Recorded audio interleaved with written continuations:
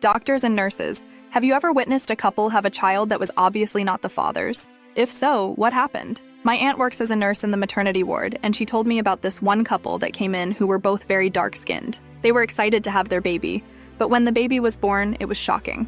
The baby was incredibly pale, like ghost white, with no hint of any pigment at all. It was so startling that the nurses had to double-check they hadn't mixed up babies. When the baby was placed on the mom's chest, she immediately started crying and yelling, insisting that this wasn't her baby and that someone had stolen her real child. The whole room went silent for a moment. The mom was sobbing uncontrollably, overwhelmed and confused, and the dad just sat there, looking stunned and honestly a bit lost. Even he seemed to realize that if she had cheated, there was no way the baby could be that pale. The contrast between their skin and the baby's was just that extreme. The medical staff tried to calm her down, explaining that sometimes babies are born lighter than their parents, and that the skin usually darkens over time. They kept reassuring her that this was indeed her child, but you could tell she wasn't fully convinced.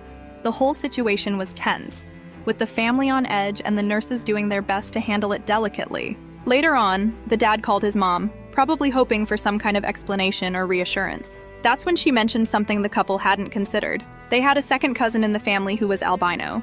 Maybe the baby had inherited that gene. Turns out, that was exactly it. The baby was born with albinism.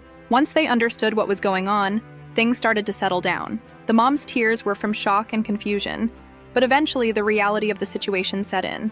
It was their baby, just one with a rare genetic condition that made him extremely pale. My aunt said the whole ordeal was a mix of heartbreaking and somehow kind of funny once the truth came out. It was one of those moments that made everyone pause and realize how much genetics can surprise us, and how complicated emotions get during those first overwhelming hours after birth.